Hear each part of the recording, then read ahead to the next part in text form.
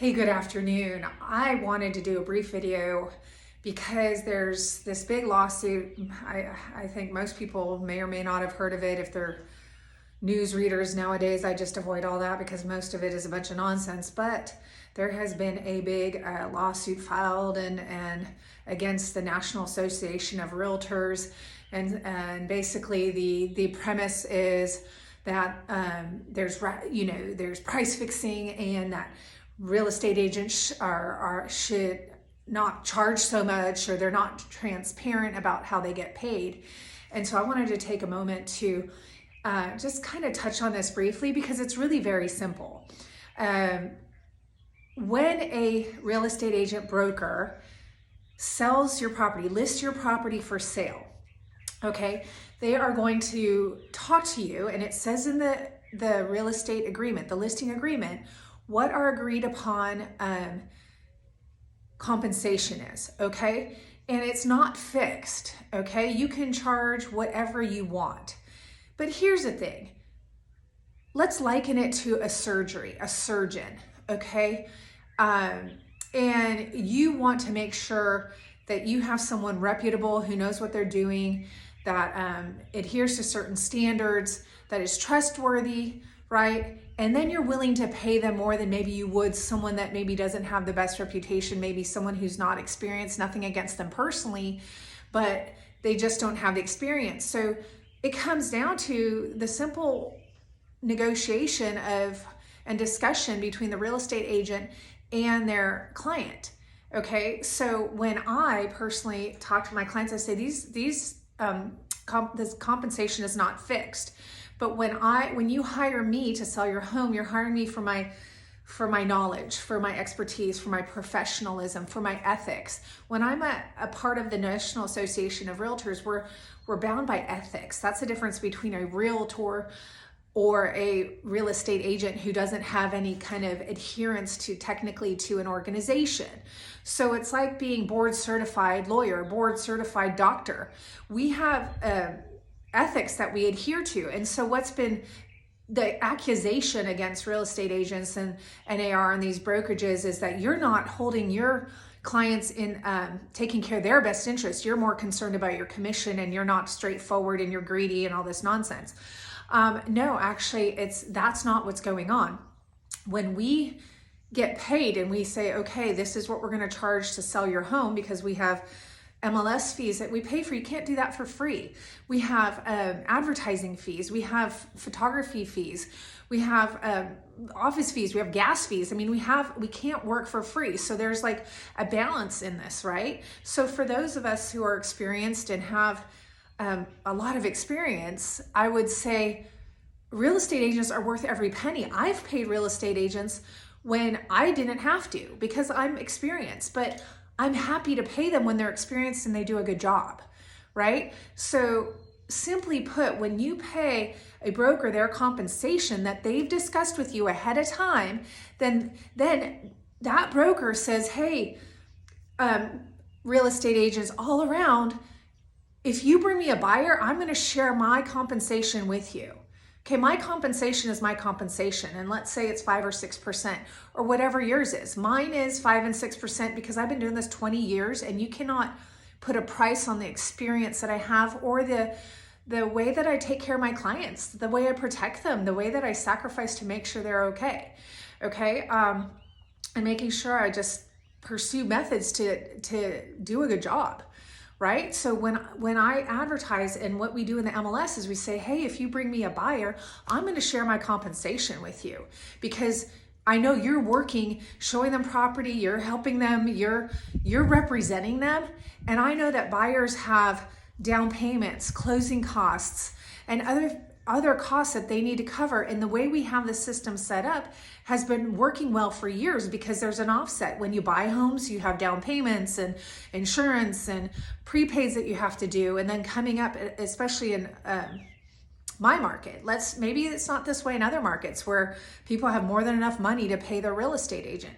But in my market in Texas, the markets that I've worked in, Houston, Corpus Christi, and the Rockport and the Bay Area, is that more often than not, a lot of people don't have that extra cash to bring to close. So it actually helps the seller to offer, to let me get paid what I'm getting paid and share it with another agent who's going to bring us a buyer, because that helps my seller have more opportunity to get buyers, right? It actually benefits my seller. If I said, I'm only going to charge 3% because I'll get my money one way or the other, but most people can't afford to pay their real estate agent, guess what? You've just lost a bunch of real estate agents because they can't afford to pay their realtor. Or potentially now we have this thing where we have all these intermediary situations where the buyers come directly to the listing agent, right? Because they can't afford representation.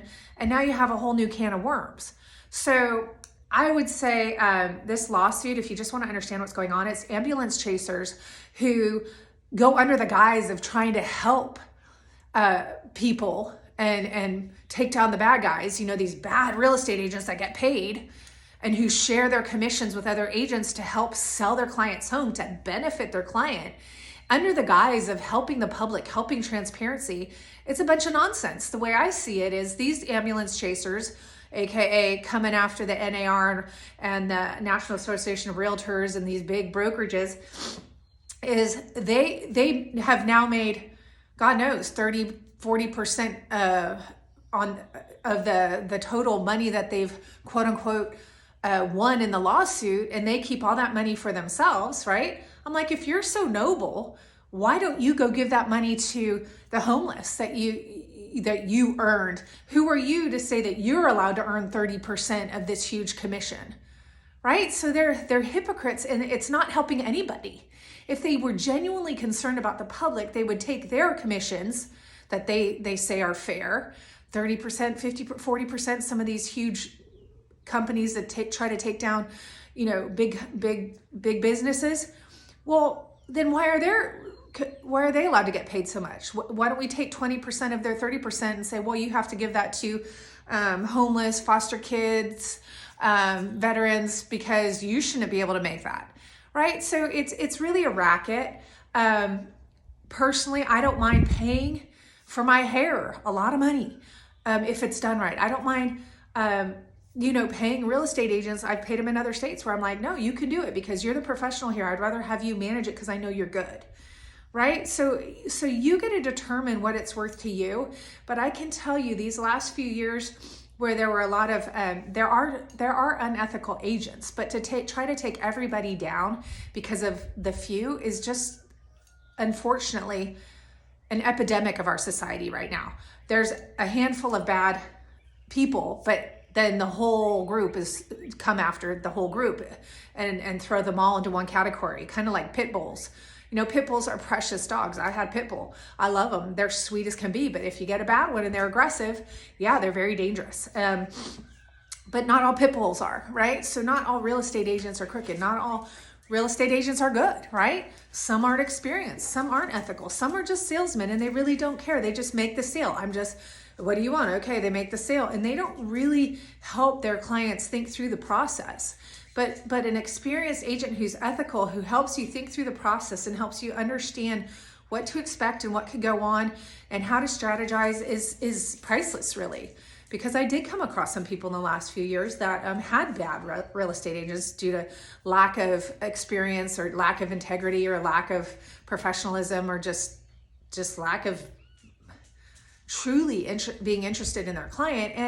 And it was stressful. It did cost them. It put them in a precarious situation. Fortunately, we got through it because I will say I was experienced and I could help them strategize. But I'm not perfect, but I can know that my heart is always to take care of my clients, and they know it. So understand that compensation is not fixed. It's determined by what is needed, and between you and your real estate agent, a lot of us get referrals or have marketing teams, and we have to pay them. So if we're paying 33% of our commission, 25% of our commission to these referrals or these marketing companies, it's costly. That's what makes us good, is we're willing to invest in our business, but we can't, not make anything. So anyway, hope that's helpful. Feel free to reach out if you have any questions or you need someone here in the Coastal Bend the coastal bend, the whole coast here in Corpus Christi, Rockport, Port A, Aransas Pass, Ingleside, and we have boots on the ground in Houston too. So we're just happy to help you in any way we can. Have a blessed day.